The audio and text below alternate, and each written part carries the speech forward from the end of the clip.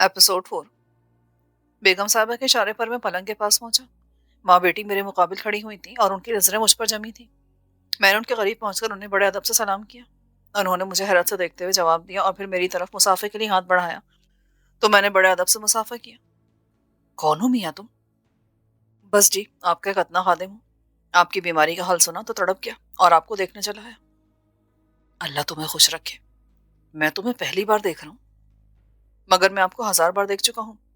आखिरी बार मैंने आपको 1 माह पहले नश्तर पार्क में तकरीर करते हुए देखा था। तुम्हें वो तकरीर पसंद आई? जी हाँ, उस तकरीर का एक एक लफ्ज मुझे आज भी याद है। आपने कहा था कि क्या हमने कभी ये सोचा है कि अगर ये मुल्क हमें ना मिलता तो क्या होता? हम आज भी गुलाम होते। इस आज़ादी की कदर करो। आज़ादी बड़ी नेमत है। अगर हमें पंजाबी, सिंधी, पठान और महाजर कहलाना था तो फिर इस मुल्क को बनाने की क्या ज़रूरत थी? अगर हमें एक कौम बनकर अपनी शनाख्त करवाना है, मुल्क को मजबूत बनाना है, तो पंजाबी, सिंधी, पठान और महाजर के तासुब के जो खोल हैं उन्हें तोड़कर फेंक दो और दिल की सारी कसाफतें खुरच दो, वरना दुश्मन तुम्हें सफ़ा हस्ती से मिटा डालेगा। शाबाश, तुम बड़े ज़हीन हो। तुम्हारा ताल्लुक किस सूबे से है? उर्दू तो बहुत साफ और शुस्ता बोल रहे हो। मैं सिर्फ और सिर्फ पाकिस्तानी हूँ और हर सूबे की जुबान पर यकसा अबूर हासिल है, इसलिए कि मुझे वतन अजीज से मोहब्बत है और मुझे इस पर फख्र है। कुरतुलन फौरन बोली, आपको डॉक्टरों ने आराम करने और ना बोलने की ताकीद की है, फिर भी आप सियासत की बातों में पड़ गए। खुदा की ली बातें कम कीजिए। चंद दिनों में आपकी हालत क्या से क्या हो गई है। मुझे यकीन नहीं आ रहा कि आप वही हैं जिन्हें मैंने 1 माह पहले नश्तर पार्क में देखा था। आप तो बरसों के मरीज लग रहे हैं। गम इंसान को दीमक की तरह चाट जाता है मियाँ। दुखों ने मुझे निचोड़ के रख दिया है। अब्बा हुजूर, खुदा के लिए ऐसी बातें ना करें, और अगर आप बुरा न माने तो अब्बा हुजूर को आराम करने दें, वरना इनकी तबीयत फिर से बिगड़ जाएगी। अल्लाह अल्लाह करके तो संभली है। मैं दरअसल आप लोगों की खिदमत में एक ऐसा तोहफा पेश करने वाला हूँ जो नवाब साहब को एक नई जिंदगी और आप सबको कोई भी खुशियां लौटा सकता है। कैसा तोहफा? बेगम साहिबा ने हैरत से पूछा। तुम मजाक तो नहीं कर रहे? ऐसा कौन सा तोहफा है जो हमारी खुशियां हमें लौटा सकता है? मैं मजाक नहीं कर रहा, आप खुद देख लें। मैंने जेब से लिफाफा निकालकर नवाब साहब के हाथ पे रख दिया। ये क्या है? आपकी पामाल खुशियां। मैं मैं कुछ समझा नहीं साहबजादे। इस लिफाफे में वो खत और नेगेटिव है जिन्होंने आपको इस हालत में पहुंचा दिया और इस घर का चैनो सुकून गारत करके रख दिया। अब कोई खबीस आपको ब्लैकमेल नहीं कर सकता, इस खानदान की इज्जत और शराफत से नहीं खेल सकता। अब आप सर उठाकर चल सकते हैं। सच बेटे? एक लम्हे के लिए किसी को मेरी बात पर यकीन न आया। फिर नवाब साहब ने कांपते हुए हाथों से खत और नेगेटिव बाहर निकाले, उन पर एक सरसरी से नजर डालकर जल्दी से लिफाफे में रख दिए और अपनी बेगम की तरफ लिफाफा बढ़ाते हुए बोले, इसे फौरन नजर आतिश कर दो। वो सब भी समझ गए कि मैंने क्या कारनामा अंजाम दिया है। उनके चेहरों पर बशाशा झलकने लगी। नवाब साहब की बीमारी तो जैसे काफूर हो गई। वो बिना किसी सहारे के बिस्तर से उठकर बैठ गए।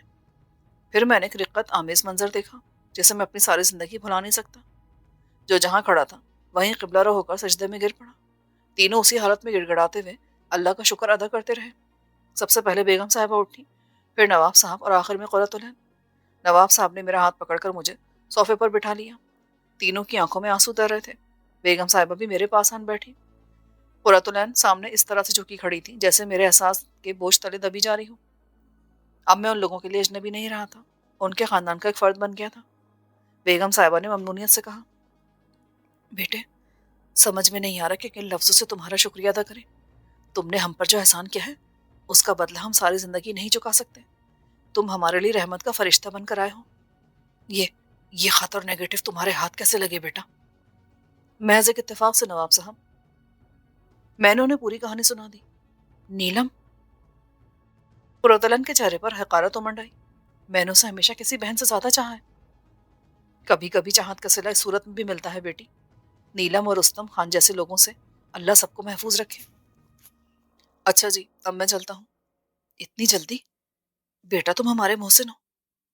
मैंने अपना फर्ज अदा किया है, कोई एहसान नहीं किया। बस आप लोग मुझे अपनी दुआ में याद रखिएगा। आप प्लीज 1 मिनट ठहरे, मैं अभी आती हूँ। पुरोतलन तेजी से कमरे से निकल गई। तकरीबन 10 मिनट बाद वो वापस आई। मैं समझा था कि वो मेरी खातिर तवाज़ो के लिए हिदायत करने गई है, मगर वो खूबसूरत फूली हुई चरमी थैली लिए वापस आई। उसने वो थैली मेरी तरफ बढ़ाते हुए कहा, सिकंदर साहब, ये एक हकीर सा नजराना है, इसे कबूल फरमा लीजिए। क्या है ये? जो भी है, وہ آپ کے اس عظیم احسان کے مقابلے میں کوئی حقیقت نہیں رکھتا؟ سچ پوچھیے تو عزت و ناموس سے بڑھ کر کوئی دولت نہیں ہوتی۔ اس دولت کے آگے دنیا کی سب سے بڑی دولت بھی ہیچ ہوتی ہے۔ میں نے کسی بھی صلے کی غرض سے آپ کی خدمت نہیں کی، مجھے شرمندہ مت کیجیے۔ اللہ تمہیں خوش رکھے بیٹے، یہ رکھ لو، قرۃ العین اپنی خوشی سے دے رہی ہے۔ نواب صاحب بولے، میں نے قرۃ العین کے ہاتھ سے وہ تھیلی لے لی۔ مجھے شک سا ہوا۔ اپنا شک دور کرنے کے لیے میں نے تھیلی کا منہ کھولا تو میرا شک درست ثابت ہوا۔ وہ تھیلی قیمتی ہیرے جواہرات سے بھری ہوئی تھی۔ کیا ہے یہ؟ بیٹے سچ پوچھو تو تمہارے احسان کے بدلے میں تو یہ کچھ بھی نہیں ہے۔ معاف کیجیے گا بیگم صاحبہ، میں یہ قبول نہیں کر سکتا۔ لیکن کیوں؟ میں ایک معمولی سا آدمی ہوں، یہ ضرورت سے بہت زیادہ ہوگا۔ قرۃ العین اپنی خوشی سے دے رہی ہے، اگر ہم تم کو اپنی ساری دولت بھی دے دیں تو وہ بھی کم ہے۔ مگر آپ نے مجھے ایک ایسی دولت دے دی ہے جو میری تمام عمر کے لیے اس سے بھی بیش بہا ہے۔ یہ ہیرے جواہرات تو چوری ہو سکتے ہیں مگر وہ دولت نہیں۔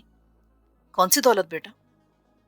آپ کے دل کی گہرائیوں سے نکلا ہوا لفظ جو ممتا کے جذبے میں ڈوبا ہوا تھا۔ بیٹا، یہ میرے لیے بہت بڑا سرمایہ ہے، ان ہیرے جواہرات سے کہیں زیادہ قیمتی ہے۔ مگر بیٹے، یہ تحفہ میری طرف سے قرۃ العین کے لیے ہے۔ میں نے تھیلی قرۃ العین کے پیروں میں رکھ دی۔ اس دنیا میں آپ کا کوئی بھائی نہیں ہے اور میری کوئی بہن نہیں ہے۔ ایک غریب بھائی کی طرف سے بہن کے لیے حقیر سا نذرانہ۔ میں نے بھرائی آواز میں کہا اور دروازے کی طرف لپک پڑا۔ وہ سب حیرت کے مارے کچھ بول نہ سکے۔ میں کمرے سے باہر آ گیا۔ سڑک پر ایک خالی رکشہ کھڑا تھا۔ میں نے بیٹھتے ہوئے کہا، لیاقت آباد چلو۔ گھر کی جانب جاتے ہوئے میں بہت خوش تھا۔ طبیعت میں اتنی سرشاری تھی کہ میں اپنے آپ کو دنیا کا خوش قسمت ترین آدمی سمجھ رہا تھا اور میری آنکھیں نمناک ہوئی جا رہی تھیں۔ دوسرے دن میں بریف کیس لے کر رحمان بھائی کیا پہنچا۔ رحمان بھائی نے بریف کیس کھول کر دیکھا تو حیرت سے ان کی آنکھیں پھٹی کی پھٹی رہ گئی۔ وہ نئے نئے نوٹوں کی گڈیوں کو ایک ایک کر کے اٹھاتے رہے اور الٹ پلٹ کر دیکھتے رہے۔ ان میں ساری گڈیاں 100 کے نوٹوں والی تھیں۔ انہوں نے میری طرف سر اٹھا کر دیکھا تو مجھے ان کی آنکھوں میں شکوک کی پرچھائیاں دکھائی دیں۔ انہوں نے پولیس افسروں والے انداز سے پوچھا، اتنا بڑا ہاتھ کہاں مارا تم نے؟ کہیں بھی نہیں رحمان بھائی۔ دیکھو، میرے سامنے جھوٹ بولنے کی کوشش نہیں کرنا۔ تم جانتے ہو مجھے جھوٹ سے کتنی نفرت ہے۔ میرے لیے اس دنیا میں آپ ہی ایسی ہستی ہیں جس کے سامنے میں نے کبھی جھوٹ نہیں بولا۔ یقین کیجئے، یہ رقم میں نے ہاتھ کی صفائی سے حاصل نہیں کی ہے۔ تو اسے میرے پاس کیوں لائے ہو؟ اسے آپ غریبوں میں تقسیم کر دیں۔ کیوں؟ جس کی یہ رقم ہے اس کی یہی خواہش ہے۔ وہ چاہتا ہے کہ کسی معتبر آدمی کے ہاتھوں یہ رقم ضرورت مندوں اور حاجت مندوں تک پہنچ جائے۔ کتنی رقم ہے یہ؟ 6 لاکھ۔ یہ تو بہت بڑی رقم ہے۔ اس دور میں ایسا کون سا سخی پیدا ہو گیا؟ بہرحال میں یہ رقم آج ہی ضرورت مندوں میں تقسیم کر دوں گا۔ ویسے ضرورت مند تو تم بھی ہو۔ جی، وہ کیسے؟ دوسروں کی جیبیں جو ہلکی کرتے پھرتے ہو۔ رحمان بھائی، آپ تو جانتے ہیں میں ایسے لوگوں کی جیبیں صاف کرتا ہوں جو دوسروں کی جیبوں پر ہاتھ صاف کرتے ہیں۔ تمہیں دوسروں کی جیبوں کا حل کیسے معلوم ہو جاتا ہے؟ تم اندازہ کیسے لگا لیتے ہو کہ آنے والا کسی کی جیب پر ہاتھ صاف کر کے آ رہا ہے؟ یہ تو ان کے چہروں پر لکھا ہوتا ہے۔ ویسے مجھ سے جیبوں کا حال پوشیدہ نہیں رہتا۔ جس طرح اللہ کو دلوں کا حال معلوم ہوتا ہے، اسی طرح میں جیبوں کا حال معلوم کر لیتا ہوں۔ میں نے چند اصول وضع کی ہیں جن پر میں سختی سے کاربند ہوں۔ تم نیک اور مخلص آدمی ہو، میں تمہاری پاکیزہ دلی سے واقف ہوں، مگر جو داغ تمہاری پیشانی پر لگا ہے تمہیں پسند ہے کیا؟ دوسروں کے منہ سے لفظ پاکٹ مار سن کر تم کیسا محسوس کرتے ہو؟ رحمان بھائی، میں پاکٹ مار نہیں، جیب تراش ہوں۔ ارے بھائی، بات تو ایک ہی ہوئی نا۔ ایک بات نہیں ہوئی۔ پاکٹ مار اور جیب تراش میں فرق ہوتا ہے۔ پاکٹ مار ایک بے رحم اور سفاک صفت شخص ہوتا ہے جو ہر کس و ناقص کی پاکٹ مارتا پھرتا ہے۔ جیب تراش وہ ہوتا ہے جو جیب نہیں کاٹتا بلکہ تراشتا ہے، تراش خراش کے فن سے انقلاب پیدا کرتا ہے، جیسے درزی۔ کیا جیب تراشنا کوئی فن نہیں ہے؟ جبکہ کسی بھی چیز کو تراشنا ایک فن ہے، جیسے ہیرے کو تراشنا۔ بھائی، تمہاری باتیں میری سمجھ میں تو نہیں آ رہی۔ چلے، میں پھر کسی وقت حاضر ہو کر سمجھا دوں گا۔ اب اجازت۔ چائے پی کر جانا، میرا ایک دوست حیدرآباد سے ربڑی لے کر آیا ہے، وہ بھی کھاتے جاؤ۔ ربڑی؟ ہاں، جب تک تم اخبار پڑھو میں ربڑی اور چائے کا کہہ کر آتا ہوں۔ رحمان بھائی میری طرف اخبار بڑھا کر چلے گئے۔ میں نے اخبار کی سرخیوں پر سرسری نظر ڈالی۔ ایک سرخی پر میری نظریں جم کر رہ گئیں۔ سرخی کچھ اس طرح سے تھی، کار اور ٹرک کے خوفناک حادثے میں مشہور اسمگلر رستم اور اس کے ساتھی ہلاک و زخمی۔ میں چونک کر پوری خبر پڑھنے لگا۔ مشہور اسمگلر رستم کل شام اپنی گاڑی میں کہیں جا رہا تھا۔ اس کی کار کے پیچھے 2 کاریں اور تھیں جو اسی کے ساتھیوں کی تھیں۔ تینوں کاریں گلشن کے علاقے میں ایک تنگ اور سنسان سی سڑک سے انتہائی تیز رفتاری سے گزر رہی تھیں کہ سیمنٹ کی بوریوں سے بھرا ایک ٹرک اچانک سامنے آ گیا۔ کاریں ٹرک سے ٹکرا گئیں، جس کے نتیجے میں رستم اور اس کے 3 ساتھی موقع پر ہی ہلاک ہو گئے، جبکہ 4 کی حالت انتہائی نازک ہے۔ ٹرک ڈرائیور موزانہ طور پر بچ گیا، اسے صرف چند خراشیں آئیں۔ قدرت نے رستم اور اس کے ساتھیوں سے عبرت ناک انتقام لیا تھا۔ میں نے اطمینان کا گہرا سانس لیا۔ نیلم بھی اپنی خوش بختی سے بچ گئی تھی، ورنہ رستم اسی کے پاس جا رہا تھا۔ لفافے میں خط اور نیگیٹو نہ پا کر اور بریف کیس میں ردی رسائل پا کر اس کی جو حالت ہوئی ہوگی، میں اس سے بخوبی واقف تھا۔ فرشتہ اجل اسے اگر اس دنیا سے یوں نہ اچک لیتا تو نیلم یقیناً اس کی درندگی کی بھینٹ چڑھ چکی ہوتی۔ میں رحمان بھائی کیسے نکلا تو بہت خوش تھا، اس لیے کہ ایک بہت بڑا کانٹا نکل گیا تھا، اور پھر یہ کہ رقم مستحق لوگوں میں تقسیم ہونے والی تھی۔ دوپہر تک میں گھر پر ہی رہا، بلکہ رحمان بھائی کیسے آ کر سو گیا تھا۔ ربڑی بہت اچھی تھی۔ میں نے تکلف بالا طاق رکھتے ہوئے اتنی کھا لی کہ پیٹ بھر گیا، پر جی نہیں بھرا۔ گھر پہنچا تو اس نے نشہ سا طاری کر دیا۔ سو کر اٹھا تو طبیعت بھاری تھی، اسے ہضم کرنے کے لیے صدر چلا گیا۔ شام کا وقت تھا۔ ایمپریس مارکیٹ کے بس اسٹاپ پر بس کے انتظار میں بہت سے لوگ کھڑے تھے، ان میں لڑکیاں اور عورتیں بھی شامل تھیں۔ جیسے ہی اوڈین سنیما کا میٹنی شو چھوٹا، اس ہجوم میں خاصا اضافہ ہو گیا۔ پھر لانڈی جانے والی بس آئی تو لوگوں نے اس پر ہلہ بول دیا۔ سب دیوانوں کی طرح بس میں سوار ہو رہے تھے۔ میں بھی کسی نہ کسی طرح بس میں سوار ہو گیا۔ جب بس بھر گئی اور تل دھرنے کی جگہ بھی نہ رہی تو وہ چل پڑی۔ میں بھری بس میں موٹا شکار تلاش کرا تھا۔ کسی تگڑے شکار پر ہاتھ ڈالنے ہی سے شکار کا مزہ آتا ہے۔ میری نظریں ایسے ہی کسی شکار کو تلاش کر رہی تھی کہ دفتن ایک آواز گونجی، میرا بٹوا، ہائے میرا بٹوا، پاکٹ مار، پکڑو پکڑو، جانے نہ پائے، دیکھنا جانے نہ پائے۔ دوسرے لمحے ملی جلی آوازوں کا شور اٹھا، کہاں ہے، کدھر ہے، کون ہے؟ ہوگا کہاں، کسی بس اسٹاپ پر اتر گیا ہوگا۔ میں نے 3 آدمیوں کو گورا قبرستان اترتے دیکھا تھا، ایک بڈھے نے چیخ کر بتایا جو گیٹ کے قریب ہی کھڑا تھا۔ ارے میں تو مر گیا، اب کیا کروں گا؟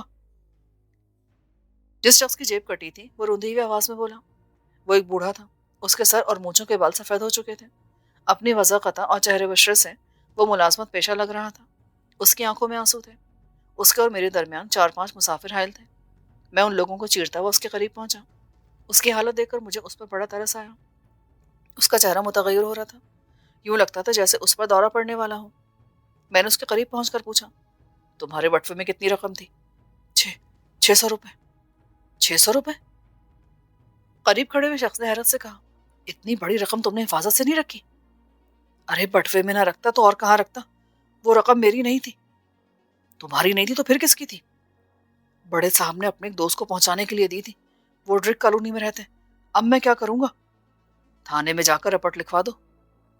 قریب سے کسی نے مشورہ دیا، ارے رپورٹ لکھوانے سے کیا ہوگا، رقم تو ملنے سے رہی، ان جیب کتروں سے پولیس والوں کی ملی بھگت ہوتی ہے، سب پولیس والے ایک جیسے نہیں ہوتے۔ رپورٹ لکھوانے کا مشورہ دینے والے نے کہا، اب تک جیب کٹنے کے کتنے کیس پکڑے گئے ہیں؟ ایک اور مسافر نے تکرار کی۔ ایک دوسرا مسافر چیخ کر بولا، ارے کیا باتیں ہی کرتے رہو گے، میں تو کہتا ہوں بس رکوا کر سب کی تلاشی لو۔ بہت دیر ہو چکی ہے، وہ بدماش کسی بس اسٹاپ پر اتر گیا ہوگا۔ جیب کترے بڑے ہوشیار ہوتے ہیں، اپنا کام دکھانے کے بعد 1 منٹ بھی نہیں رکتے۔ ممکن ہے اب وہ کسی ہوٹل میں پہنچ کر گل چھرے اڑا رہا ہو۔ بوڑھے کی آنکھوں سے آنسو بہ رہے تھے، سب اسے زبانی تسلیاں دے رہے تھے۔ میں نے بھری ہوئی بس کا جائزہ لیا کہ شاید اپنے علاوہ کوئی پاکٹ مار نظر آ جائے۔ میں شہر کے بہت سے پاکٹ ماروں کو جانتا تھا۔ میں سوچ رہا تھا کہ کوئی پاکٹ مار نظر آ جائے تو اس سے بٹوا لے کر واپس کر دوں، مگر کوئی مانوس شکل نظر نہ آئی۔ رو کیوں رہے ہو؟ ایک مسافر نے بوڑھے سے کہا، رو نہ تو اور کیا کروں، مجھ پر قیامت ٹوٹ پڑی ہے۔ میں غریب آدمی ہوں، 600 روپے تو 6 برس تک بھی ادا نہیں کر سکوں گا۔ میرا مالک ایک سخت گیر آدمی ہے، معلوم نہیں وہ کیا سمجھے گا اور کیا سزا دے گا مجھے۔ تب جا کر کیا کرو گے وہاں؟ یہیں کہیں اتر جاؤ اور سارا قصہ جا کر مالک کو سناؤ، شاید اسے رحم آئی جائے۔ میرا وہاں جانا بہت ضروری ہے، میرے مالک کا دوست میرا انتظار کر رہا ہوگا، میں اسے سارا ماجرا سنا کر ہی واپس جاؤں گا۔ میں نے دل میں سوچا کہ اس بوڑھے کی مدد کرنی چاہیے، یہ غریب آدمی آخر اتنی بڑی رقم کیسے ادا کرے گا؟ دفتن میری نگاہ ایک شخص پر پڑی جو نرسری سے سوار ہوا تھا۔ وہ بڑا اپ ٹو ڈیٹ تھا، بہت چمکتا ہوا، آسودگی کی چھاپ اس کے چہرے پر بہت گہری تھی۔ اس کے ایک ہاتھ میں بڑا سا کاغذی لفافہ تھا جس میں شرٹ کا باکس تھا، گویا وہ خریداری کر کے بس میں سوار ہوا تھا۔ اس کے ساتھ اس کی بیوی تھی جو زنانہ ڈبے میں سوار ہوئی تھی۔ وہ شخص لیڈیز پارٹیشن کے پاس جا کر کھڑا ہو گیا۔ بس چل پڑی تو کنڈکٹر نے اس سے پیسے مانگے۔ میں نے محسوس کر لیا تھا کہ اس شخص کی جیب بھاری ہے۔ جب اس نے اپنی پتلون کی جیب سے بٹوا کھول کر نکالا تو میرا اندازہ درست ثابت ہوا، اس کے بٹوے میں 100 کے 6-7 نوٹوں کے علاوہ 10 اور 5 کے بھی کئی نوٹ تھے۔ اس نے 5 کا ایک نوٹ نکال کر محمد علی سوسائٹی کے 2 ٹکٹ لیے۔ کنڈکٹر نے جو رقم واپس دی اسے پرس میں رکھ کر وہ کھڑکی سے بھاگتا ہوا منظر دیکھنے لگا۔ ایک آدھ بار اس کی نگاہیں اپنی بیوی سے ٹکرائیں۔ میں نے اپنے ارادے کو عملی جامہ پہنانے سے پہلے بس کا ایک جائزہ لیا، پھر کھسکتا ہوا اس کے قریب آ گیا۔ اس کے بعد میرے دائیں ہاتھ نے اپنے فن کا مظاہرہ اس تیزی اور پھرتی سے کیا کہ میں خود بھی اس حیرت انگیز مہارت پر اش اش کر اٹھا۔ ایک طرف تو میری انگلیاں اپنا کام دکھا رہی تھیں اور دوسری طرف نگاہیں مسافروں کا جائزہ لے رہی تھیں کہ کسی کو مجھ پر شبہ تو نہیں ہوا۔ کام دکھانے کے بعد میں الٹے قدموں پیچھے ہٹا، پھر میں نے اس نوجوان کا بٹوا غیر محسوس طریقے پر بوڑھے کی جیب میں کھسکا دیا۔ اس کا شانہ تھپتھپاتے ہوئے میں نے کہا، چاچا غم نہ کرو، اللہ نے چاہا تو تمہاری ساری پریشانیاں دور ہو جائیں گی۔ نہیں بیٹے، خدا غریبوں سے بہت ناراض رہتا ہے، وہ غریبوں کی نہیں امیروں کی سنتا ہے۔ مایوسی کی باتیں نہ کرو، دن پھرتے دیر نہیں لگتی۔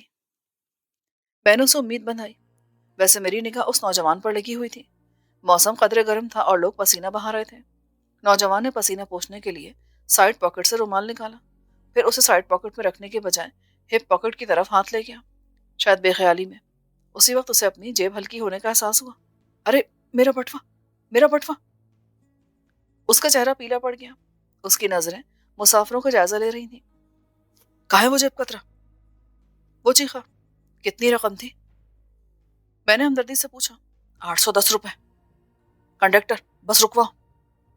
بس رکوانا بیکار ہے، جیب کترا تمہاری جیب صاف کر کے اتر گیا ہوگا۔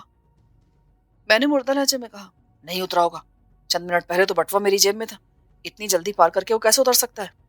ہاں ہاں بس روکو، نہیں اترا ہوگا۔ قریب کھڑے مسافر نے تائید کی، بس لال کوٹھی کے بعد کہیں بھی نہیں رکی۔ نہیں، یقیناً وہ نہیں اترا ہوگا۔ لوگ چلانے لگے، ہاں ہاں اس بوڑھے کی بھی تھوڑی دیر پہلے جیب کٹی ہے۔ کنڈکٹر نے بس رکوا دی۔ ایک شخص نے چیخ کر کہا، دیکھو کسی کو بس سے اترنے نہ دینا۔ کنڈکٹر گیٹ کی طرف جاتے ہوئے بولا، میں پولیس والے کو بلا کر لاتا ہوں۔ میں نے نادانستگی میں اس غریب بوڑھے کو ایک بہت بڑی مصیبت میں پھنسوا دیا تھا۔ اس کی نمازیں بخشوا رہا تھا کہ روزے گلے پڑ گئے۔ میں غریب بوڑھے کی طرف سے فکر مند ہو گیا تھا۔ صورتحال ایسی تھی کہ اس کی جیب سے بٹوا نکال کر فرش پر بھی نہیں ڈالا جا سکتا تھا، اس لیے کہ کوئی بھی یہ میری حرکت دیکھ سکتا تھا۔ بوڑھا خوش ہو رہا تھا کہ جیب کترا پکڑا جائے گا تو اس کی رقم بھی اسے مل جائے گی۔ وہ اپنا غم بھول گیا تھا، بلکہ پرجوش نظر آ رہا تھا۔ وہ طیش میں آ کر بولا، اگر وہ حرامزادہ میرے ہاتھ لگ گیا نا تو میں اس کا بھرکس نکال دوں گا۔ پہلے تو میرے جی میں ہے کہ رضاکارانہ طور پر میں جرم کا اقبال کر کے اس بوڑھے کو بچا لوں، وہ خواہ مخواہ نہ کردہ گناہ کی سزا کیوں بھگتے۔ پھر مجھے خیال آیا کہ اس کے بڑھاپے کا خیال کر کے لوگ ذرا ہاتھ پیر کم چلائیں گے۔ اس کے جیل جانے کی صورت میں اس کی ضمانت کرا سکتا ہوں، جبکہ میرے پکڑے جانے پر مار مار کر میرا بھرکس نکال دیا جائے گا۔ پھر میری ضمانت کون لے گا؟ میں اپنے کسی شناسہ کو جیل کے چکر نہیں لگوانا چاہتا تھا، خود اس بڈھے کے لیے سینکڑوں چکر لگا سکتا تھا۔ میں نے بوڑھے سے پوچھا، چاچا تمہارا نام کیا ہے، کہاں رہتے ہو؟ ابو میاں، نئی آبادی میں رہتا ہوں۔ کس کے پاس کام کرتے ہو؟ صدر میں دفتر ہے، وہی ملازمت کرتا ہوں۔ کنڈکٹر جا کر ایک پولیس والے کو بلا رہا ہے۔ اب وہ ہر مسافر کی تلاشی لے رہا تھا۔ وہ نوجوان جس کی جیب میں نے ہلکی کی تھی پولیس والے کے قریب ہی کھڑا تھا، جبکہ بوڑھا میرے ساتھ تھا۔ مجھ سے پہلے اسی کی تلاشی لی جانے والی تھی۔ ایک مسافر نے کہا، ارے بھائی آپ اس غریب کی تلاشی کیوں لے رہے ہیں؟ اس بیچارے کی جیب بھی تو اسی بس میں کٹی ہے۔ اچھا ٹھیک ہے چاچا، تم ایک طرف ہو جاؤ۔ میں نے اطمینان کا گہرا سانس لیا، مگر اس وقت سانس سینے میں اٹکنے لگی جب پارٹیشن کی دوسری جانب سے اس کی بیوی ہیضیانی انداز میں چیخنے لگی، نہیں نہیں اس کی بھی تلاشی لو، میں کسی پر اعتبار نہیں کر سکتی۔ میرے بس میں ہوتا تو جا کر اس خبیث عورت کا منہ نوچ لیتا، مگر میں بے بسی سے کسمسا کے رہ گیا۔ بالآخر وہ جاں گسر لمحہ پہنچا جس کے انتظار میں پہلے ہی میرا خون خشک ہو چکا تھا۔ پولیس والے نے تھوڑی سی کوشش کے بعد وہ بٹوا اس بوڑھے کی جیب سے برآمد کر لیا۔ ہاں ہاں یہی ہے میرا بٹوا، دیکھ اس میں میری تصویر رکھی ہے۔ وہ درست کہہ رہا تھا، اوپری پلاسٹک کور میں اس کی تصویر رکھی تھی۔ بوڑھا رنگے ہاتھوں پکڑا گیا، مگر یہ سانحہ اس کے لیے جان کا تھا۔ اس کی آنکھیں حیرت سے پھٹی ہوئی تھیں۔ اپنے لوٹنے کا ڈرامہ کر کے دوسروں کو لوٹتا ہے؟ ایک مسافر دھاڑا، ارے کمینے بدزاد، کچھ تو اپنی عمر کا خیال کیا ہوتا۔ بوڑھا ششدر تھا، یقیناً یہ سب اس کے لیے اتنا غیر متوقع تھا کہ اس کی گویا سلب ہو کے رہ گئی تھی۔ البتہ لاشعوری طور پر اس کے ہونٹ ضرور ہل رہے تھے۔ اس سے پہلے کہ وہ اپنے حواس مجتمع کر پاتا اور لوگوں کے سامنے وضاحت پیش کرتا، نوجوان نے آگے بڑھ کر اس کے گال پر بھرپور تھپڑ رسید کر دیا۔ لوگ تو جیسے اسی کے منتظر تھے، وہ اس پر پل پڑے۔ پولیس والا ہائیں ہائیں کرتا رہ گیا اور میں اپنا سر یوں سلانے لگا جیسے دماغ پر گرمی چڑھ گئی ہو۔ وہ بوڑھا شخص ویسے ہی بے حد ناتواں نظر آ رہا تھا اور اتنے بڑے مجمع کی پٹائی سہنے کا کسی بھی طرح متحمل نہیں ہو سکتا تھا۔ تاہم اس نے اپنے کمزور ہاتھوں سے دفاع کرتے ہوئے کچھ کہنا چاہا، مگر نقار خانے میں طوطی کی آواز بھلا کون سنتا ہے؟ لوگوں کو تو جیسے عرصہ دراز کے بعد ایک سنہرا موقع ملا تھا۔ چاروں طرف سے اس پر جوتے، تھپڑ اور گھوسے برسنے لگے۔ میں خاموش تماشائی بنا کھڑا رہا۔ اگر میں اس کا حمایتی بن کر مداخلت کرتا تو شاید میری بھی ایسی زبردست پٹائی ہوتی کہ چھٹی کا دودھ یاد آ جاتا۔ بوڑھا ان شدید حملوں کی تاب نہ لا سکا۔ وہ ڈگمگایا اور لڑکھڑاتا ہوا زمین پر گر گیا۔ میں اس کی حالت کا اندازہ لگانے سے قاصر تھا کیونکہ وہ لوگوں میں پوری طرح گھرا ہوا تھا۔ بوڑھے کے گرتے ہی میں نے 2-3 نوجوانوں کو اس پر جھکتے دیکھا۔ غالباً وہ اسے کھڑا کرنے کی کوشش کر رہے تھے۔ یکایک ایک خیال میرے ذہن میں کوندا بن کر لپکا اور میں چیخ پڑا، ٹھہرو! میں کو چیرتا ہوا بوڑھے کے پاس گیا۔ وہ بیچارہ ادموا ہو گیا تھا۔ اس کے منہ سے خون جاری تھا اور اس پر نظر کسی کیفیت تاری تھی۔ کیا بات ہے؟ کون ہو تم؟ پاکٹ زدہ صاحب کو میری مداخلت ناگوار گزری تھی۔ انسان ہوں، کیسا نہیں ہوا ہوگا کہ جیب قطرے بدماش نے بٹوس بیچارے کی جیب میں ڈال دیا ہو۔ میں نے مجمع اور پولیس والے کی جانب پر امید نظروں سے دیکھا۔ یہ کیسے ہو سکتا ہے؟ کیا اس وقت اسے احساس نہیں ہوگا؟ آپ نہیں جانتے یہ جیب قطرے کتنے ماہر ہوتے ہیں۔ ان کے مشاق ہاتھ میں کسی چوزے کسی نرمی ہوتی ہے۔ وہ جب چاہتے ہیں کسی بھی شخص کی جیب سے کوئی چیز نکال لیتے ہیں یا اس طرح رکھ دیتے ہیں کہ پتہ نہیں چلتا۔ تم تو اس طرح کہہ رہے ہو جیسے تم خود جیب قطرے ہو۔ اس بات پر کچھ لوگوں کے دانت نکلے، لیکن یہ جملہ مجھے ڈنگ بن کر لگا۔ میں نے فوراً سنبھل کر کہا، دراصل میں 1-2 بار ایسے تلخ تجربات سے گزر چکا ہوں۔ کیا آپ کو فوراً یہ اندازہ ہو گیا تھا کہ کسی نے آپ کا پرس اڑا لیا ہے؟ نہیں تو؟ جیب قطرے اتنے احمق نہیں ہوتے کہ تلاشی کے موقع پر بٹوا اپنے پاس رکھیں اور جیل کی ہوا کھائیں۔ ہاں یہ ممکن ہے۔ مجمع میں ایک آواز نے میری تائید کی، یہ غریب بوڑھا جیب قطرہ نہیں ہو سکتا، اسے چھوڑ دیا جائے۔ ایک دوسری آواز ابھری، ارے بیٹے! ایک بارش آدمی نے جو پاکٹ زدہ صاحب کی پشت پر کھڑے تھے نرمی سے کہا، بٹوا مل گیا، رقم مل گئی، اللہ کا شکر ادا کرو۔ اگر یہ بوڑھا واقعی جیب قطرہ ہے تو اس کے بڑھاپے پر ترس کھا کر اسے چھوڑ دو۔ معلوم نہیں اس نے کس مجبوری کے تحت ایسا کیا ہوگا۔ بوڑھا جو اتنی دیر میں کسی قدر سنبھل چکا تھا بدقت تمام کھڑے ہوتے ہوئے بولا، میں غریب ضرور ہوں پر جیب قطرہ نہیں، ملازمت کرتا ہوں۔ مجھے کسی کی جیب کاٹنے کی بھلا کیا ضرورت ہے؟ کچھ دیر پہلے سی بس میں خود میری جیب کٹ چکی ہے، میں بھلا کسی دوسرے کی جیب کیسے کاٹ سکتا ہوں؟ تم رہتے کہاں ہو؟ نئی آبادی میں رہتا ہوں، صاحب کی رقم پہنچانے ڈرگ روڈ جا رہا تھا۔ جھوٹ بولتے ہو، یہ کیوں نہیں کہتے کہ جیب کاٹنے کے لیے بس میں سفر کر رہے تھے؟ پاکٹ زدہ نے بھڑک کر کہا، یہ لوگ بڑے مکار ہوتے ہیں۔ پولیس والے نے مونچھوں کو تاؤ دیتے ہوئے کہا، مجھے ہر روز ان سے واسطہ پڑتا رہتا ہے، ان پر ترس نہیں کھانا چاہیے۔ پولیس والے نے اپنی گھڑی دیکھی اور چونک پڑا، جیسے اسے اچانک ہی کچھ یاد آ گیا ہو۔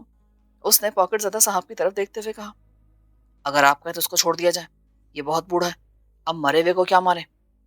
نہیں جی، آپ قانون کے محافظ ہو کر ایک مجرم پر ترس کھا رہے ہیں۔ جرم ہوتا ہے، چاہے کوئی شخص عمر کے کسی بھی حصے میں کرے۔ یہ بدماش رنگے ہاتھوں پکڑا گیا ہے، اسے تھانے لے جاؤ ورنہ ڈی ایس پی صاحب سے شکایت کر دوں گا، وہ میرے پڑوس میں رہتے ہیں، جناب تنزیل الرحمان صاحب۔ پولیس والا ڈی ایس پی کا نام سنتے ہی گھبرا گیا اور گڑبڑا کر بولا، نہ صاحب نہ، آپ ان سے کچھ نہ کہیے گا، میں اس مردود بڈھے کا بھی بندوبست کرتا ہوں۔ چل بے بڈھے، آج تو نے میرے پروگرام کا ستیہ ناش کر دیا، اب میں تیرا ستیہ ناش کروں گا۔ اس نے بڈھے کو زور سے دھکا دیا۔ بڈھا اس غیر متوقع حملے کے لیے تیار نہ تھا۔ وہ اپنا توازن برقرار نہ رکھ سکا اور لڑکھڑاتا ہوا مجمع پر جا گرا۔ مجمع میں بہت سے ایسے لوگ بھی موجود تھے جو شاید اپنی جیبوں کا نذرانہ جیب قطروں کو دے چکے تھے۔ ایسے دل جلوں کو اس بوڑھے سے کیا ہمدردی ہو سکتی تھی؟ پھر کیا تھا؟ انہوں نے پولیس والے کی موجودگی میں اسے روئی کی طرح دھنک کے رکھ دیا۔ جب وہ لہو لہان ہو گیا اور غش کھا کر زمین پر گرا تو مجمع کو جیسے قرار سا آ گیا۔ پھر وہ سب ایک ایک کر کے بس میں سوار ہوئے۔ پاکٹ زدہ صاحب بس میں سوار ہونے کے لیے مسافروں کے ہجوم کو چیر کر پاگلوں کی طرح چڑھنا چاہ رہے تھے۔ ادھر ان کی بیگم لیڈیز کمپارٹمنٹ میں داخل ہو چکی تھی۔ شوہر صاحب کو کامیابی حاصل نہ ہو سکی۔ اس شخص کی بے رحمی پر مجھے غصہ آ رہا تھا۔ میں سوچ رہا تھا کہ اس سے کیسے انتقام لیا جا سکتا ہے۔ اس نے خواہ کمزور بوڑھے کو قانون کے حوالے کیا۔ درگزر کر دیتا تو اس کا کیا بگڑ جاتا؟ پولیس والا بھی تو اسے چھوڑنے کے لیے تیار تھا۔ الجھے ہوئے خیالات کے باوجود سوچتے سوچتے یکدم سے یہ خیال آیا کہ کیوں نہ میں اس کی جیب صاف کر دوں۔ یہ رقم بہت کام آ سکتی ہے، اس بوڑھے کو رہائی دلانے میں مدد دے سکتی ہے۔ اس طرح میں اس شخص کو سزا دینا چاہتا تھا۔ غالباً اسی طرح میرے دل میں نفرت کی آگ ٹھنڈی پڑ سکتی تھی۔ مجھے اس بات پر بڑی حیرت تھی کہ انسان اس قدر شقی القلب بھی ہو سکتا ہے۔ میں بھی اس ہجوم میں شامل ہو گیا جو بس میں سوار ہو رہا تھا۔ وہیں کھڑے ہو کر میں نے بوڑھے کی طرف دیکھا جس کی قمیص پر خون کے دھبے پڑے تھے۔ وہ زمین پر غشی کی حالت میں پڑا کرہا رہا تھا۔ پولیس والے نے خالی رکشے والے کو جو اس کے سامنے سے گزر رہا تھا اشارے سے بلایا۔ بس میں سوار ہونے کے بعد کیا ہوا مجھے معلوم نہ ہو سکا، اس لیے کہ بس کھچا کھچ بھر گئی تھی۔ میں مسافروں کے بیچ میں پھنسا ہوا اپنے شکار پر نظر رکھے تھا۔ میں نے عہد کر لیا تھا کہ میں ہر قیمت پر اس کا بٹوا پار کر کے رہوں گا۔ اتفاق سے اسے بس میں بیٹھنے کے لیے جگہ نہیں ملی۔ وہ لیڈیز پارٹیشن کی طرف بڑھ رہا تھا۔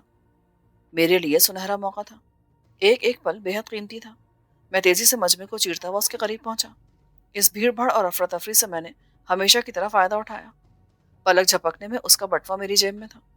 پھر میں بے حد غیر محسوس انداز میں دروازے کی جانب بڑھا۔ بس اسٹارٹ ہو رہی تھی۔ میں نے بس سے اترنے میں بڑی تیزی اور پھرتی دکھائی۔ دروازے تک پہنچا ہی تھا کہ بس چل پڑی۔ بس سے اتر کر میں نے دیکھا کہ پولیس والا اس بوڑھے کو رکشے میں قربانی کے کسی جانور کی طرح ڈال کے لے جا رہا تھا۔ یہ موقع نہیں تھا کہ میں بھی اس کے پیچھے تھانے جاؤں۔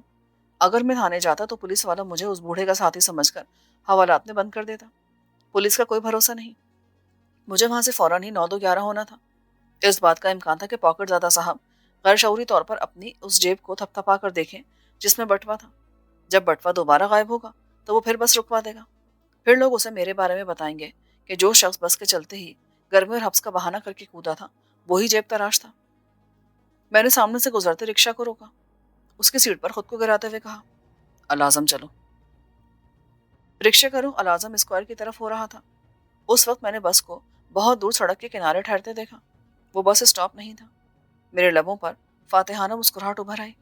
میں تصور میں اس آدمی کے چہرے پر ہوائیاں اڑتی دیکھ رہا تھا۔ گھر پہنچ کر میں نے دروازہ بند کر لیا۔ پھر بڑے اطمینان سے چوکی پر بیٹھ کر بٹوا جیب سے نکالا اور اس کی زپ کھول کر اندر کی ساری چیزیں بستر پر الٹ دیں۔ کل رقم 800 روپے تھی۔ بٹوے میں ملاقاتی کارڈ، 2-3 رسیدیں، اس شخص اور اس کی بیگم کی تصویریں تھیں۔ میں نے سب سے پہلے ان تصویروں کے نفرت سے پرزے پرزے کر دیے۔ رقم میں نے اندر کی جیب میں رکھ لی۔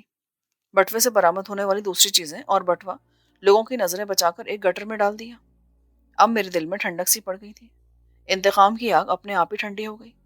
میں اس بوڑھے ابو میاں کے بارے میں سوچ رہا تھا جو غریب تھانے جا کر پولیس کے ظلم و ستم کا نشانہ بن رہا ہوگا۔ وہ ساری رات بھوک پیاس اور کرب سے تڑپتا رہے گا۔ اس پر کسی پولیس والے کو رحم نہیں آئے گا۔ لہٰذا مجھے تھانے جا کر کسی نہ کسی طرح اس بوڑھے کو تسلی دے کر آنا ہوگا۔ پولیس والوں کی جیب گرم کر کے اس کے لیے کچھ کھانے پینے کا بندوبست کرنا ہوگا۔ تھانے جانے سے پہلے میں نئی آبادی پہنچا، اس لیے کہ میں اس کے گھر والوں کو اس کی گرفتاری کے بارے میں بتانا چاہتا تھا تاکہ اس کے گھر کے کسی فرد کو لے کر تھانے پہنچوں۔ ابو میاں کی ڈھارس بن جاتی۔ اس کے بعد مجھے ابو میاں کے دفتر کا پتہ معلوم کرنا تھا اور اس کے مالک کو گرفتاری کی اطلاع دینی تھی تاکہ وہ ابو میاں کی رہائی کی کوششیں کر سکے۔ نئی آبادی پہنچ کر میں ایک عجیب الجھن میں پڑ گیا۔ اتنے بڑے علاقے میں ابو میاں کے مکان کا پتہ کرنا آسان نہیں تھا۔ میرے پاس مکان نمبر نہیں تھا۔ پھر میں یہ بھی نہیں جانتا تھا کہ ابو میاں کون ہیں، کیا کرتے ہیں اور کس دفتر میں ہوتے ہیں۔ مجھے ان کے بیوی بچوں کے بارے میں بھی کچھ معلوم نہیں تھا۔ اچانک میرے ذہن میں ایک تدبیر آئی۔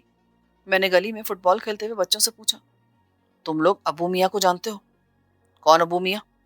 یہاں تو 50 ابو میاں رہتے ہیں، ایک تو میرے گھر میں بھی ہیں۔ ایک لڑکا جو تیز ترار نظر آ رہا تھا اس نے پوچھا، 50 ابو میاں؟ میں نے اپنا سر گھجایا، پھر اس لڑکے کو ابو میاں کے چہرے مورے اور وضع قطع کے بارے میں بتایا۔ وہ چند لمحوں تک سوچتا رہا، پھر اس کا چہرہ دمک اٹھا۔ اچھا، آپ میرے ساتھ آئیے۔ وہ مجھے ساتھ لے کر تنگ و تاریک اور گندی گلیوں سے گزارتا ہوا ایک مکان کے سامنے جا کر ٹھہر گیا۔ وہ ایک بوسیدہ اور دڑبا نما مکان تھا۔ لڑکا مکان پر پہنچانے کے بعد میرا شکریہ وصول کر کے چلا گیا۔ میں نے دروازے پر وقفے وقفے سے 2-3 بار ہلکے ہلکے دستک دی۔ کون ہے؟ ایک باریک اور مترنم آواز سنائی دی۔ پھر دروازہ کھل گیا۔ چوکھٹ سے ایک سراپا دکھائی دیا۔ وہ سراپا سیاہ چوڑے کنارے کی گہرے نیلے رنگ کی ساڑی اور نیلے رنگ کے براؤز میں ملبوس تھا۔ گھنے چمکیلے لمبے سیاہ بال اس کے شانوں پر بکھرے ہوئے تھے جیسے گھٹاؤں کے بیچ ایک چاند دمک رہا ہو۔ وہ ایک نوجوان اور پرکشش لڑکی تھی۔ بلا شبہ اسے حسین کہا جا سکتا تھا، اتنی حسین کہ میں چند لمحوں تک اسے محویت کے عالم میں تکتا رہ گیا۔ یہ ابو میاں کا گھر ہے؟ جی؟ کون سے ابو میاں؟ ایک ابو میاں تو سامنے والے مکان میں رہتے ہیں۔ میں نے ابو میاں کا حلیہ بتا کر کہا، یہ والے ابو میاں؟ وہ تو میرے ابا ہیں، یہی رہتے ہیں، دفتر گئے، کچھ دیر میں آتے ہوں گے۔ آپ کو کوئی کام ہے ان سے؟ گھر میں کوئی اور ہے؟ نہیں، میں اکیلی ہوں۔ میرا مطلب ہے کہ ماں یا بھائی کوئی نہیں ہے؟ مجھے ان سے کام تھا۔ اس کے چہرے پر دھند سی چھا گئی۔ ماں اور بھائی تو کب کے چل بسے، میں اس وقت بہت چھوٹی تھی۔ پر آپ کیوں پوچھ رہے ہیں؟ میں تذبذب میں پڑ گیا۔ دفتن مجھے خیال آیا، میں اس وقت بہت جلدی میں ہوں، مجھے ابو میاں کے دفتر کا پتہ چاہیے۔ آپ کچھ دیر بعد آ جائیں، بس وہ آتے ہی ہوں گے۔ آج نہ معلوم انہیں کیوں دیر ہو گئی۔ تمہیں ان کے دفتر کا پتہ معلوم ہے؟ جی جی، بیچم کارپوریشن، ایم اے جنا روڈ، کپری سنیما کے سامنے والی بلڈنگ میں، تیسری منزل پر ہے۔ تم اپنے پڑوس کی کسی عورت کو کچھ دیر کے لیے بلا سکتی ہو جو تم سے بہت قریب ہو؟ کیوں؟ ابو میاں کے بارے میں کچھ کہنا ہے۔ کیا کہنا ہے؟ جو کچھ کہنا ہے مجھ سے کہو، کیا بات ہے؟ خیریت تو ہے نا؟ ارے خیریت ہی ہے، بات کچھ ایسی ہے کہ میں کسی اور کی موجودگی میں کہنا چاہتا ہوں۔ برابر والے مکان سے پختہ عمر کی عورت نکل آئی۔ وہ اپنے گھر کی کھڑکی میں کھڑی ہم دونوں کی باتیں سن رہی تھی۔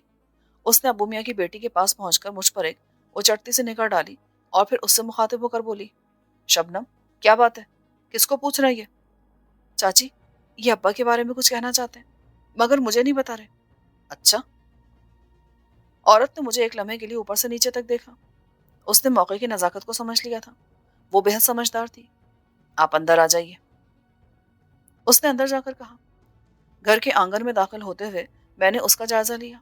آنگن بہت چھوٹا تھا، نیم کا ایک درخت دیوار کے پاس تھا اور امرود کا ایک درخت کمرے کے سامنے تھا۔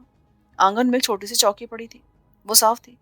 پھر بھی شبنم نے بجلی کی سی تیزی کے ساتھ ایک کپڑا اندر سے لا کر اسے صاف کیا۔ چاچی نے مجھے بیٹھنے کے لیے کہا۔ جیسے ہی میں بیٹھا، چاچی نے کہا، ہاں بتاؤ کیا بات ہے؟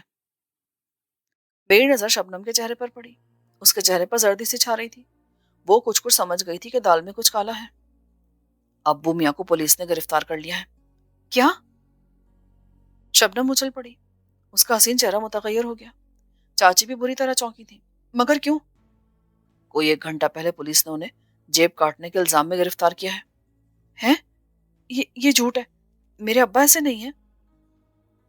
اس کی سرمگی آنکھوں میں آنسو تیرنے لگے۔ اس نے آگے بڑھ کر چاچی کا سہارا لیا جیسے اس کا سر چکرا رہا ہو۔ چاچی کی حالت بھی غیر ہو رہی تھی۔ میں نے کسی قدر تفصیل سے ان دونوں کو بس کا واقعہ سنا، دانستہ طور پر اپنی نیکی کا ذکر نہیں کیا جس نے ابو میاں کو ایک عذاب میں مبتلا کر دیا تھا، پٹائی کا ذکر بھی نہیں کیا۔ شبنم کی حالت دگرگوں ہو رہی تھی۔ چاچی نے جلدی سے شبنم کو چوکی پر لا کر بٹھایا تو میں سرک کر کنارے ہو گیا۔ چاچی پانی لینے باورچی خانے میں گئی۔ شبنم صدمے سے نڈھال ہو رہی تھی، اس کی آنکھوں سے آنسو بہ رہے تھے۔ پریشان ہونے کی کوئی ضرورت نہیں ہے، ابو میاں آج نہیں تو کل ضمانت پر رہا ہو جائیں گے، میں اسی لیے آیا تھا۔ چاچی پانی لے کر آ گئی تھی۔ کیا تم ابو میاں کو رہا کروانے جا رہے ہو؟ میں کوشش کر رہا ہوں، ابھی تو میں سیدھے ابو میاں کے بڑے صاحب کے پاس جا رہا ہوں، ان سے بات کرتا ہوں، شاید وہ ابو میاں کی ضمانت لے لیں۔ پانی پینے سے شبنم کی حالت کسی قدر سنبھل گئی تھی۔ آپ یہاں کس لیے آئے تھے؟ اطلاع دینے، دفتر کا پتہ معلوم کرنے اور کسی کو ساتھ لے جا کر ابو میاں کی رہائی کے لیے کوشش کرنے۔ میں چلتی ہوں آپ کے ساتھ، میں بتاؤں گی پولیس والوں کو کہ میرے ابو شریف آدمی ہیں، جیب کترے نہیں ہیں۔ تمہارا وہاں جانا مناسب نہیں ہے۔ کیوں؟ میرے باپ کو قید کر دیا گیا ہے اور میں نہ جاؤں؟ چاچی بات کی تہ تک پہنچ گئی تھی۔ وہ شبنم کے قریب ہو کر بولی، یہ ٹھیک کہہ رہے ہیں، ایک نوجوان لڑکی کو تھانے نہیں جانا چاہیے۔ تو پھر آپ کس کو ساتھ لے کر جائیں گے؟ یہاں تو کوئی بھی ایسا آدمی نہیں ہے جسے آپ کے ساتھ میں تھانے بھیجوں۔ آپ کے شوہر ہیں؟ میں نے چاچی سے پوچھا۔ وہ تو 1 ہفتے کے لیے کل ہی فیصلہ آباد گئے ہیں۔ ٹھیک ہے، میں خود ہی جا کر کوئی نہ کوئی کوشش کرتا ہوں، پریشان ہونے کی ضرورت نہیں ہے، 2 ایک دن کی بات ہے، ابو میاں رہا ہو کر آ جائیں گے۔ میں دروازے کی طرف بڑھا تو شبنم نے کہا، آپ نے اپنا نام نہیں بتایا۔ میں نے اپنا نام بتایا تو چاچی نے کہا، بھیا، یہ لوگ بڑے غریب ہیں، تم ان غریبوں کی مدد کرو گے تو ساری زندگی دعائیں پاؤ گے۔ میں سر ہلا کر مکان سے باہر آ گیا۔